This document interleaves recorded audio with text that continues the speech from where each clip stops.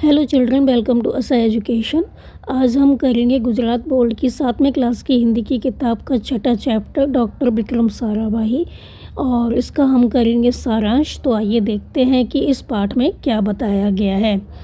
तो हमारे जीवन को सुविधापूर्ण बनाने में वैज्ञानिकों का प्रमुख योगदान रहा है। तो वैज्ञानिकों ने हमारे जीवन को काफ़ी सरल बना दिया है, सुविधापूर्ण बना दिया है। तो प्रस्तुत इकाई हमें विक्रम साराभाई जैसे अद्भुत व्यक्तित्व से परिचित कराती है। तो इस पाठ में हमें विक्रम साराभाई के बारे में बताया गया है कि उन्होंने क्या किया था, जिन्होंने विज्ञान, प्रौद्योगिकी, शिक्षा, उद्योग, वाणिज्य, व्यवसाय, प्रबंध आदि अनेक क्षेत्रों में देश की प्रगति के लिए उल्लेखनीय कार्य किया। तो जो विक्रम साराभाई थे, उन्होंने शिक्षा, प्रौद्योगिकी, विज्ञान आदि सभी क्षेत्रों में बहुत ही उल्लेखनीय कार्य किया। तो उनकी जीवन की घटनाओं से प्रेरित होकर अवलोकन, परीक्षण व परिश्रम से वैज्ञानिक दृष्टिकोण विकसित कर हम भी महान वैज्ञानिक बन सकते हैं। तो उनकी जीवन की जो घटनाएं थी उससे प्रेरणा लेकर हम भी महान वैज्ञानिक बन सकते हैं और मानव जाति की अनुपम सेवा कर सकते हैं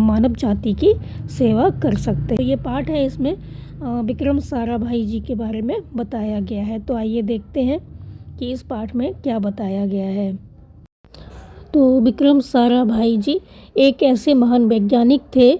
जब वे मात्र 2 वर्ष के थे तब गुरुदेव रविन्द्रनाथ ठाकुर ने भविष्यवाणी की थी कि यह बालक बड़ा होकर बहुत यशस्वी बनेगा, और उस बालक ने उनकी भविष्यवाणी अपने कर्मों से सच साबित कर दी। तो कहते हैं ना, पूत के पाँव पालने में नजर आते हैं। मतलब कोई बच्चा इतना अधिक तेज होता है कि बचपन से ही उसको देख के पता चल जाता है कि कुछ ना कुछ आगे जाकर बड़ा काम करेगा। तो ऐसे ही थे विक्रम साराभाई, जिनको देखकर रविन्द्रनाथ ठाकुर ने कहा था कि ये बच्चा जो है बड़े होकर बहुत यशस्वी बनेगा, नाम कमाएगा अपना। और जो उनकी भविष्यवाणी थी वो सच हुई, क्योंकि ये जो बालक था मात्र जब 2 वर्ष का था तभी ऐसा रविन्द्रनाथ ठाकुर को देखने में लगा था कि ये कुछ बड़ा काम करेगा, और इन्होंने ऐसे काम किए जिससे कि जो रविन्द्रनाथ ठाकुर थे उनकी भविष्यवाणी सच भी हो गई। तो क्या आप जानते हैं वे कौन थे? वे थे हमारे महान वैज्ञानिक डॉक्टर विक्रम साराभाई। तो इनका नाम था विक्रम साराभाई, जो कि महान वैज्ञानिक बने आगे जाकर। तो डॉक्टर विक्रम साराभाई का जन्म 12 अगस्त सन 1919 को अहमदाबाद में हुआ था। इनका जन्म हुआ था 12 अगस्त को, और सन 1919 में अहमदाबाद में। तो इनका जो परिवार था एक प्रतिष्ठित उद्योगपति परिवार था। तो इनके जो दादा परदादा जो भी थे, माँ बाप वगैरह, तो उन्होंने बिजनेस को अपनाया था। पिता का नाम अम्बालाल तथा माता का नाम सरला देवी था। पिता का नाम क्या था? अम्बालाल, और माता का नाम था सरला देवी। तो विक्रम साराभाई 8 भाई बहन थे। इनके कितने भाई बहन थे? 8। तो यहाँ पे यही बताया गया है कि जो विक्रम साराभाई थे ये बचपन से ही बहुत तेज थे, जिनको देखकर डॉक्टर गुरुदेव रविन्द्रनाथ ठाकुर जी ने भविष्यवाणी की थी कि जो बच्चा है आगे जाकर बहुत यशस्वी होगा, अपना बहुत नाम कमाएगा। और उन्होंने ऐसा किया भी। जो विक्रम साराभाई थे उन्होंने ऐसा किया भी, बहुत अच्छे काम किए इन्होंने। और इनका जन्म हुआ था 12 अगस्त 1919 को अहमदाबाद में। और इनका जो परिवार था एक प्रतिष्ठित उद्योगपति परिवार था। पिता का नाम अम्बालाल और माता का नाम सरला देवी था। और विक्रम साराभाई के 8 भाई बहन थे। तो बाल्यकाल से प्रतिभावान विक्रम साराभाई के बचपन का यह प्रसंग उनके सफलता हासिल करने के बुलंद इरादे को दर्शाता है। तो बाल्यकाल से, बचपन से ही वो बहुत प्रतिभावान थे, मतलब बहुत बुद्धिमान थे। और बचपन का एक प्रसंग है जिससे पता चलता है कि उन्होंने क्या क्या हासिल किया, उनके इरादे कितने बुलंद थे। जब वो 5-6 साल के थे तो अपने परिवार के साथ शिमला गए। जब वो 5-6 साल के थे तो अपने परिवार के साथ शिमला गए। शिमला में उनके पिता श्री अम्बालाल के नाम ढेरों चिट्ठियाँ आती थी। तो शिमला में उनके पिता जो श्री अम्बालाल जी थे उनके नाम बहुत सी चिट्ठियाँ आती थी। यह देखकर बालक विक्रम के मन में भी इच्छा हुई कि उनके नाम भी खूब सारे पत्र आएँ। जब उन्होंने देखा कि उनके पिता के नाम के अनेक पत्र आते हैं तो उनके मन में भी आया कि मेरे नाम से भी बहुत पत्र आने चाहिए। इसलिए कई लिफाफों पर अपना नाम व पता लिखा और डाकघर में डाल आए। तो उन्होंने क्या किया, बहुत सारे लिफाफे लेके आए और उन पर अपना नाम और पता लिखा और पोस्ट ऑफिस में डाल के आ गए। फिर क्या था, उनके नाम क्या हुआ, ढेरों चिट्ठियाँ आने लगीं जो कि उन्होंने डाल के खुद ही आए थे वो। तो उनके नाम पर जो उन्होंने खुद ही लिफाफों पर अपना नाम लिखा था और पता लिखा था, पोस्ट ऑफिस में डाल के आ गए। तो वही पता जो दिया था उन्होंने, उनके अपने पते पर खूब सारी चिट्ठियाँ आने लगी।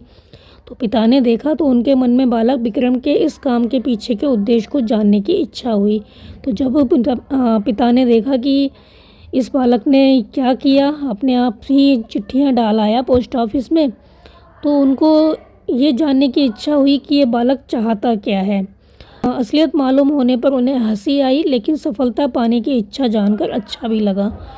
तो जब उनको असलियत पता चली कि इसने क्यों चिट्ठियां डाली हैं, तो उनको हंसी भी आई, लेकिन उनको कहीं ना कहीं ये लगा कि ये भी चाहता है कि मैं अपने पिता की तरह सफलता प्राप्त करूं, ताकि लोग मुझे जानें और मेरे नाम की भी बहुत सी चिट्ठियां आएँ। तो यहाँ पे यही बताया गया है कि उन्होंने बचपन से ऐसे काम किए थे जिससे कि पता चलता था कि वो ज़िंदगी में कुछ हासिल करना चाहते हैं। जैसे उन्होंने लिफाफे पर अपना नाम पता लिखकर पोस्ट ऑफिस में डाल दिया ताकि उनके नाम बहुत सारी चिट्ठियाँ आएँ। तो उनके मन में कहीं ना कहीं ये था कि मैं भी अपने पिता की तरह इतना नाम कमाऊं कि लोग मुझे जानें और मेरे नाम से बहुत से लोगों की चिट्ठियां आए। तो इस तरह से वो बचपन से ही बहुत प्रतिभावान थे और उनको हमेशा यही लगता था कि वो जीवन में कुछ ऐसा हासिल करें कि लोग उनको जानें। तो जब वो 8 साल के थे तो साइकिल पर विभिन्न कलाबाजियां करते और लोगों को अचंभित कर देते। उन्हें साहसिक कारनामे प्रिय थे। गणित तथा भौतिकी के प्रति उनकी गहरी दिलचस्पी थी। तो जब वो 8 साल के थे तो साइकिल पर तरह तरह की कलाबाजियाँ करते, तरह तरह के कर्तव्य दिखाते थे। तो कर्तव्य दिखाते थे तरह तरह के, तो लोग बहुत अचंभित होते थे। उन्हें बहुत आश्चर्य होता था कि इतना छोटा बच्चा साइकिल पर ऐसे कारनामे कैसे दिखा रहा है। तो उनको साहसिक कारनामे करना अच्छा लगता था। तो उन्हें ऐसे काम करना अच्छा लगता था जो जोखिम भरे होते हैं। तो गणित तथा भौतिकी के प्रति उनकी गहरी दिलचस्पी थी। तो उन्हें गणित और भौतिकी बहुत पसंद था। तो उन्होंने मैट्रिक की परीक्षा सन 1934 में पास की। उन्होंने हाई स्कूल किया 1934 में और सन 1934 से 1937 में गुजरात कॉलेज अहमदाबाद से इंटर की पढ़ाई की थी। 12वीं पास की थी अहमदाबाद में। तो सन 1937 में वो चले गए इंग्लैंड और सन 1940 में कैम्ब्रिज से उन्होंने गणित तथा भौतिकी में बीएससी की परीक्षा में सफलता प्राप्त की। फिर वो इंग्लैंड चले गए, वहाँ पर उन्होंने गणित और भौतिकी में बीएससी किया। तत्पश्चात द्वितीय विश्व युद्ध शुरू होते ही विक्रम साराभाई जो थे वो भारत लौट आए। तो द्वितीय विश्व युद्ध शुरू हो गया तो वो भारत वापस आ गए। भारत में उन्होंने सर सीवी रामन तथा डॉक्टर होमी भाभा का सानिध्य मिला। तो भारत जब लौट कर आए तो वो डॉक्टर सीवी रमन और डॉक्टर होमी भाभा के सानिध्य में आए, मतलब उनसे मिले। वहाँ राष्ट्रीय स्वतंत्रता आंदोलन से बड़े प्रभावित हुए और सन 1942 में वह मृणालिनी स्वामीनाथन के साथ विवाह सूत्र में बंधे। 1942 में इनका विवाह हो गया।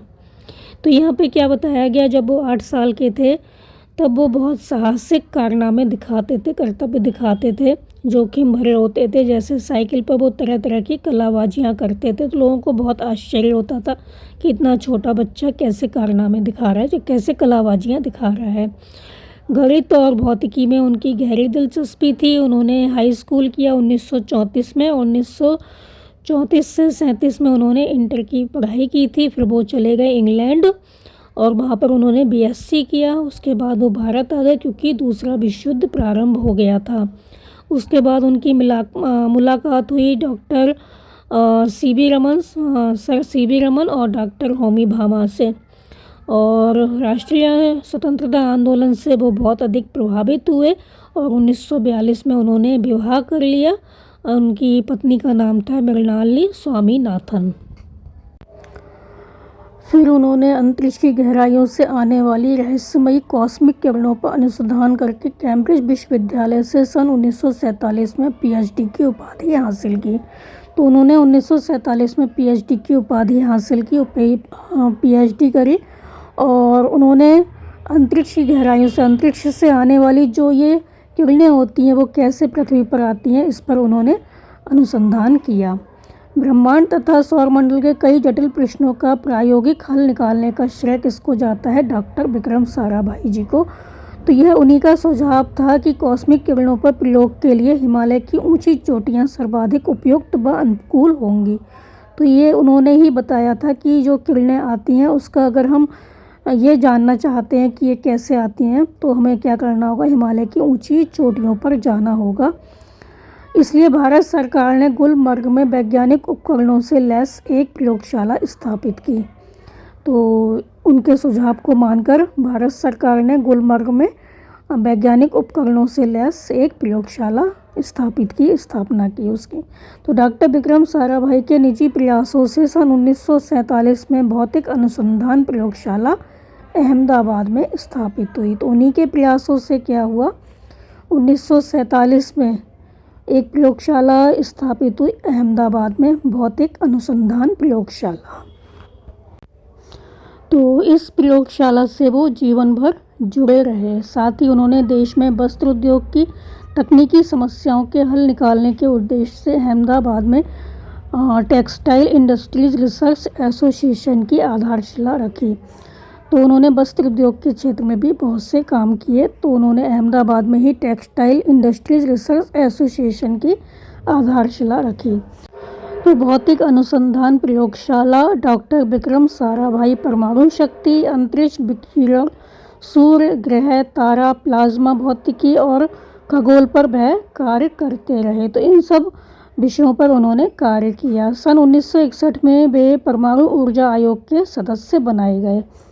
तो वो 1961 में परमाणु ऊर्जा आयोग के सदस्य बने। डॉक्टर भाभा की मृत्यु के पश्चात परमाणु ऊर्जा संस्थानों का भार युवा वैज्ञानिक डॉक्टर विक्रम साराभाई के कंधों पर ही आ गया। तो डॉक्टर जो होमी भाभा थे उनकी मृत्यु के पश्चात सारा कार्यभार डॉक्टर विक्रम साराभाई के कंधों पर ही आ गया। तो उन्होंने ही सारा कार्यभार संभाला।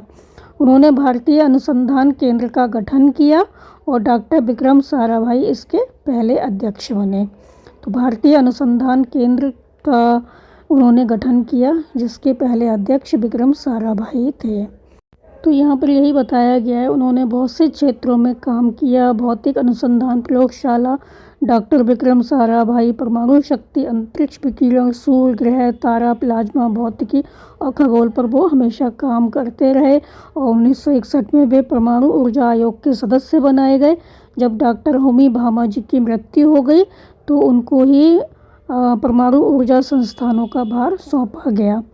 उन्होंने भारतीय अनुसंधान केंद्र का गठन किया और इसके वो पहले अध्यक्ष बनाए गए। तो भारतीय अनुसंधान केंद्र के अध्यक्ष थे डॉक्टर विक्रम साराभाई। तो यह उनकी अगुवाई एवं अथक परिश्रम का ही परिणाम है कि भारत में दूरसंचार, दूरदर्शन व मौसम विज्ञान के लिए प्रक्षेपित अनेक उपग्रह अंतरिक्ष में सफलतापूर्वक कार्य कर रहे हैं।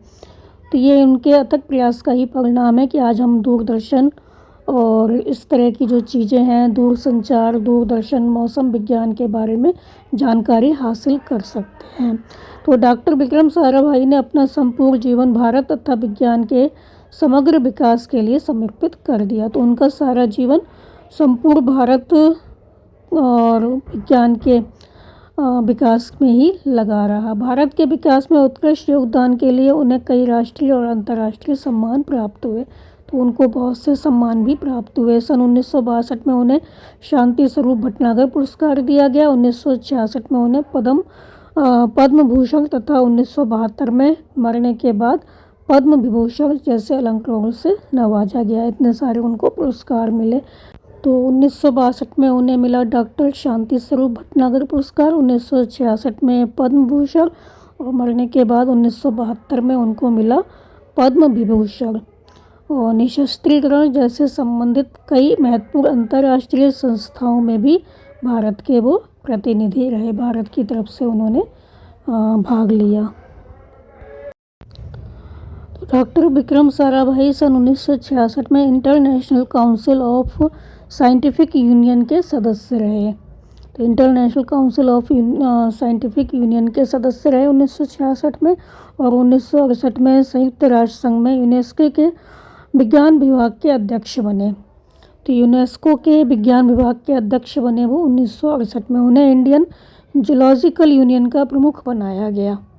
तो डॉक्टर विक्रम साराभाई सन 1970 में वियना शांति अंतर्राष्ट्रीय अणु मंच के 14वीं परिषद के प्रमुख बने। सन 1971 में संयुक्त राष्ट्र संघ परिषद के उपाध्यक्ष और बाद में विज्ञान विभाग के अध्यक्ष बनाए गए। तो आपको ये सारी चीज़ें अपने आप याद करनी पड़ेंगी, कौन से सन में उन्होंने किसके अध्यक्ष बने और क्या किया। तो वे केवल उच्च कोटि के वैज्ञानिक ही नहीं थे, बल्कि व्यस्तताओं के बावजूद कला, शिक्षा व समाज के लिए पर्याप्त समय निकाल लेते थे।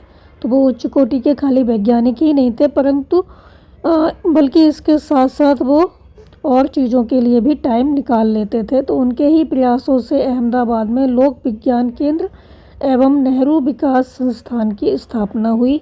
यहाँ वे जन सामान्य की विज्ञान के प्रति रुचि जागृत करने के लिए कार्य करते रहे। तो ये जो संस्थान उन्होंने स्थापित किया था, नेहरू विकास संस्थान लोक विज्ञान केंद्र, तो इन्होंने इसकी स्थापना इसलिए की थी कि लोगों में विज्ञान के प्रति रुचि जागृत हो। तो इनको जो जो पुरस्कार मिले और जिसके वो अध्यक्ष रहे, सबकी सन और किसके अध्यक्ष किस सन में रहे, ये आपको अपने आप याद करना पड़ेगा। वह 21 दिसंबर सन 1971 की काली तारीख थी। डॉक्टर विक्रम साराभाई को त्रिवेंद्रम के लॉन्चिंग स्टेशन थुम्बा में कार्य निरीक्षण के लिए भेजा गया था। तो उनको थुम्बा में लॉन्चिंग स्टेशन, त्रिवेंद्रम के लॉन्चिंग स्टेशन थुम्बा में कार्य के निरीक्षण के लिए भेजा गया था सन 1971 में 21 दिसंबर को। तो वहाँ पर वो एक होटल में ठहरे हुए थे, जहाँ पर उनकी डेथ हो गई, उनकी मृत्यु हो गई हृदय गति रुकने से। तो उनके निधन से विज्ञान में नित्य नए आयामों को जोड़ने वाला एक जीवन चक्र सदा के लिए रुक गया। तो कुछ ना कुछ वो विज्ञान के क्षेत्र में नया करते रहते थे, तो उनके जाने से वो चीज़ रुक गई। अब नए नए प्रयोग जो थे वो बंद हो गए। तो ऐसे महान प्रतिभा को शत शत नमन। तो उनके जाने से विज्ञान के क्षेत्र में नए नए जो प्रयोग चल रहे थे वो हमेशा के लिए बंद हो गए। तो ऐसी महान प्रतिभा को शत शत नमन है। तो उनको हमारा शत शत नमन है, प्रणाम है। तो यहाँ पर हमारा चैप्टर ख़त्म हो गया। तो इस चैप्टर में यही बताया गया है कि डॉक्टर विक्रम साराभाई जी ने हमारे देश के लिए क्या क्या किया। तो आप इस चैप्टर को अच्छे से समझकर याद कर लीजिए और हमारे चैनल असा एजुकेशन को लाइक कीजिए, सब्सक्राइब कीजिए और शेयर करना बिल्कुल मत भूला करिए। Thank you.